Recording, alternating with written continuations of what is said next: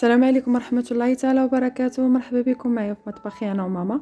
كنتمنى أنكم تكونوا بخير وعلى خير وفي أحسن الأحوال.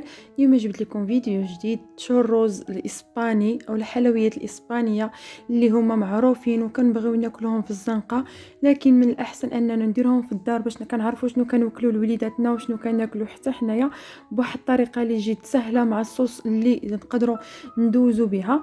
نتمنى أنكم تتبعوا معايا من الأول حتى الآخر.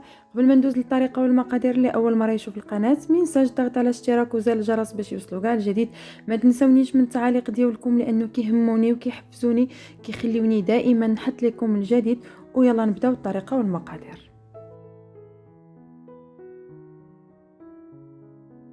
وهادو هما المقادير اللي غادي نحتاج. اول حاجه عندي 225 غرام ديال الحليب، عندي 250 غرام ديال الفرينه، عندي واحد فاني، عندي 100 غرام ديال الزبده وثلاثه ديال البيضات، وعندي شويه ديال الملح اللي هما ضروريين. اول حاجه كناخذ واحد الكاسرونه كنضيف فيها هذاك الحليب اللي سبق وقلت لكم. غنخلي لكم كلشي ان شاء الله في صندوق الوصف. غادي ندير هاد الحليب فوق البوطه، غنخليه هنا فوق البوطه حتى يبدا يسخن ليا الحليب. نشوفوا الحليب بدا كيسخن، نزيد نضيف عليه الزبده. بالنسبه للزبده فانا ضفت نص حيواني ونص غير ديال الطاسه. يمكن لكم نتوما ديروا كما درت انايا، والا كانت عندكم متوفره الحيوانيه فتقدروا تضيفوها كتجي مذاق ديالها احسن. الا ما كانش عندكم متوفره فتقدروا ديروا غير ديال الطاسه اولا مقدور، راه كتجي غزاله يعني باش ما تكونش شي حاجه هكذا كثيره عليكم.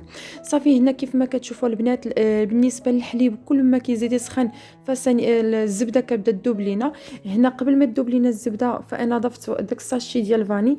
اللي عنده هاد الساشيات يقدر يضيفهم، واللي عنده الروح كذلك يقدر يضيفه، اولا هذاك الطاسات اللي كيكون بحال شكل بودره كذلك يضيف غير راس ديال المعلقه. المهم كتبقى لكم حريه الاختيار وشنو ما كان عندكم متوفر. هنا البنات كنزيد نضيف ضروري شويه ديال الملح لتصحيح الذوق، باش هكذا الحاجه ما كتجيناش مسوسه من الملحه، سواء كانت غتكون حلوه اولا مالحه فضروري خصنا الملحه باش كنزينوا ليها الذوق ديالها. هنا البنات كيف ما كتشوفوا من بعد ما دابت ليا الزبده كامله بقات واحد شويه. هنا راه كل ما غادي يسخن الحليب غادي تكون الزبده غتذوب لينا تماما. صافي هنا من بعد ما تاكدت ان الزبده دابت لينا والحليب سخن لينا، صافي غنبدا نحرك مزيان وغادي نبدا نضيف. بالنسبه للطحين غنبدا نضيف تدريجيا. هنا باقي انا ما طفيتش البوطه، يعني انا كان كل ما كنخلط كل ما كنزيد نضيف الكميه ديال الطحين. صافي هنا البنات غنبقى نبدا نضيف شويه بشويه، والبوطه هنا راه غادي نطفي عليها البنات باش هكذا ما يبقاش يتكور ليا هذاك الطحين، ما يتكورش ليا مع الحليب السخون. صافي هنايا البنات من الاحسن انكم تاخذوا شي فوي باش هكذا يعني ما تخليش لكم الطحين يتكور. انا راه كنت حيد هنا غنحيد سباتول وغادي نستعمل فوي كيف ما كتشوفوا، وغنزيد نبدا نضيف الطحين تدريجيا. صافي البنات هنا كيف ما كتشوفوا انا كنزيد الطحين وكنبدا نخلط بهذاك الفوي مزيان حتى نكون مثلا زدت الطحين الكميه النص ديالو. هنا خديت باش هكذا ناخذ راحتي بالتخلاط، فانا خديت واحد الساعه وضفت فيها هذاك الخليط وزدت هنا بقيت كنضيف كذلك هذاك كنضيف هذاك الطحين تدريجيا. غنحيد الفويه البنات حيت لانه الخليط غادي وكيعقد ليا، فانا هنا استعملت سباتول. واحد اللحظه راه انا غادي نستعمل يديا باش هكذا نعرف مزيان ونزيد نجمع مزيان بيديا. صافي هنا كيف ما كتشوفوا البنات هنا بقى كنزيد جوج معلقات بجوج ديال المعلقات. حيدت السباتولا باش نقدر نتحكم في العجينه اولا في الخليط مزيان بيديا. فهنايا استعملت يدي كيف ما كتشوفوا البنات وبقيت كنخلط. هي راه ما كتاخذش شي وقت باش انك تدلكيها ولا انك تفورسي على راسك، لا راه ساهله العجين تماما. صافي هنا البنات كيف ما كتشوفوا من بعد ما كملت الكميه ديالي كامله ديال الطحين هنا غادي نزيد نبدا نضيف البيض. بالنسبه للبيض فانا ضفت بيضه ببيضه، غنبقى نبدا نضيف البيض ونحاول انني ندخل هذاك البيض في وسط العجينه. ولو انها غير العجينه فغادي تكون تبان لكم مرخوفه ومثلا هكا بحال جرات، فما تخافوش منها. يلا غادي تجمع لينا هذاك البيض غادي تولي العجينه عاديه، وغنعاودوا نزيدوا نضيفوا الكميه اولا البيضه الثانيه. اللي عنده مثلا غير جوج ديال البيضات يقدر يضيف غير جوج ديال البيضات. مي هاد التشوروز فهو فيه ثلاثه ديال البيضات كيجيو زوينين.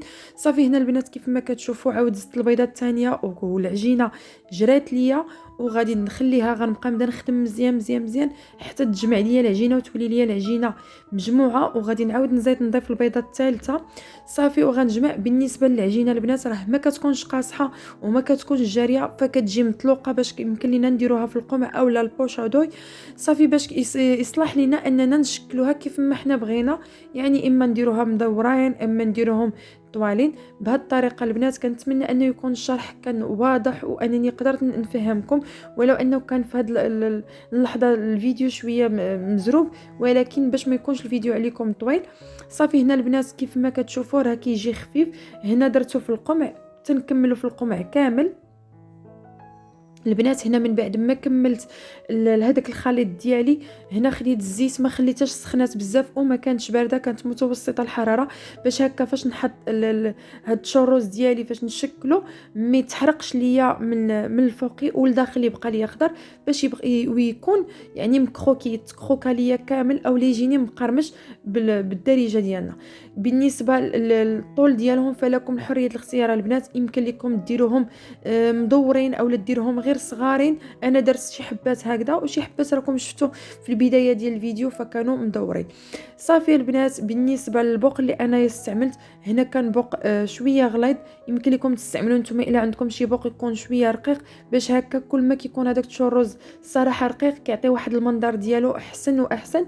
مي انا البوق اللي كنت صراحه لقيت هذا استعملته.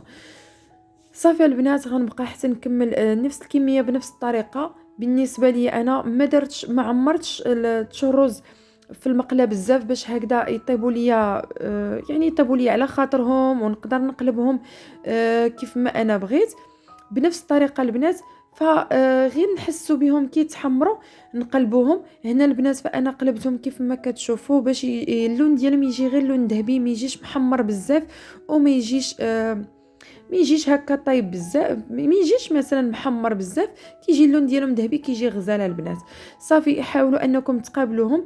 بالنسبه لي انا درت غير واحد البابي ودرت واحد البيصل حطيت فوق منهم وغير واحد تقريبا واحد دقيقه حيد منهم الزيت، ولو انهم البنات هما راه ما كيشربوا لا زيت لا والو. قسما بالله العظيم الا جربتوا هذه الطريقه راها غزاله وما كيشربوش الزيت بالنسبه للناس اللي ما كيبغيوش الحاجه اللي فيها الزيت. فهاد الحبات انايا اللي درت راه ما شربوش الزيت نهائيا، يعني الكميه ديال الزيت اللي ضفتها في المقله بقات هي. صافي هنا البنات حيدتهم درتهم غير في هذا البابي هذا، كنت خفت انهم يشربوا لي الزيت ما شربوش ليا.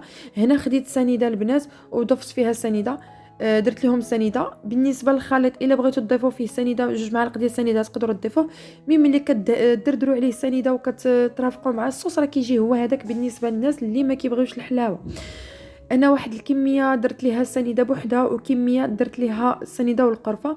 بالنسبه للصوص البنات عندي 4 كاس ديال الحليب، عندي معلقه ديال الزبده حيوانيه، وعندي هذاك دانون دانيت شوكولا، وعندي هذاك الشوكولات. صراحه عندي هذا الارنب كان تهرس ليا فانا استعملته غير الشوكولات، يعني غير الصوص. يمكن لكم تستعملوا نتوما اي نوع من الشوكولا عندكم، تقدروا تستعملوا غير هذاك الشوكولات الكاري اللي كيتباع ب4 دريال معدبه ولا ب6 دريال، تقدروا تستعملوا الكميه اللي بغيتوا باش انها تخرج لكم الصوص. هنا البنات خديت كاسرونه ضفت فيها الحليب ضفت فيها الشوكولات، غنخلي الشوكولات حتى يذوب ليا مزيان.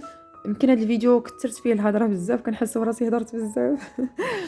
صافي البنات غنبقى نتسنى هذاك الشوكولات حتى يذوب ليا مزيان مع هذاك الحليب، وغادي نزيد نضيف معلقه ديال الزبده. بالنسبه للمعلقه ديال الزبده البنات راه كتعطيها واحد لوغو خطير، وبحال لي صوص اللي ملي كنمشيو لشي ريستورون ولا شي قهاوي كبارين كيحطوا لينا مثلا لي كريب شي صوص ولا هذا الصوص راه بحال شي محلات الكبرى. الصوص رائعه والطريقه ديالها سهله وما فيهاش شي حاجه كيف ما كتشوفوا. الا ما كانش عندكم متوفره الزبده فتقدروا تستعملوا غير ديال الطاسه. هنا زدت ضفت هذاك دانيتو شوكولا، كيبقى حتى هو اختياري، اللي عنده يقدر يضيفوا اللي ما عندوش ماشي ضروري. صافي غنبقى نبدا نخلط هذاك الشوكولاته البنات مزيان حتى نتاكد من ان كلشي اندمج ليا، وغادي نحطو ان شاء الله نقدمو مع داك الشروز. صافي البنات، هنا كيف ما كتشوفوا من بعد ما كملت القلي ديال الشروز ديالي كامل، نص الكميه ضفت ليها. بالنسبه لهذا ضفت لي انا السكر كلاصي والقرفه، السكر والقرفه عفوا. هذا انا درته مدور وكذلك درت ليه السكر كلاصي، السكر والقرفه. بالنسبه لهادو اللي دايره انا في الكيسان فانا خليتهم غير بالسكر عادي. وهنايا بالنسبه للصوص فانايا حطيتها في هذاك الكويس، وحطيت هذاك الشوكولاته اللي انا سبق ودرت بها هذاك الصوص الشوكولا. صافي وكناكلوا هاد الشروز بهاد الطريقه هذه بهذاك الصوص. كنتمنى الفيديو ديال اليوم ينال اعجابكم، وما تنساوش تفرحوا الوليدات ديالكم بابسط حاجه، راه فهم كيفرحوا. بالنسبه للناس اللي وليدات ديالهم كيقراو كيجيو من المدرسه راه كيعجبوهم بحال هذا الشيء. كنتمنى الفيديو ديال اليوم ينال اعجابكم. اللي اول مره يشوف القناه ما ينساش الضغط على الاشتراك وزر الجرس باش يوصلوا كاع الجديد، ونتلاقاو في فيديو اخر ان شاء الله.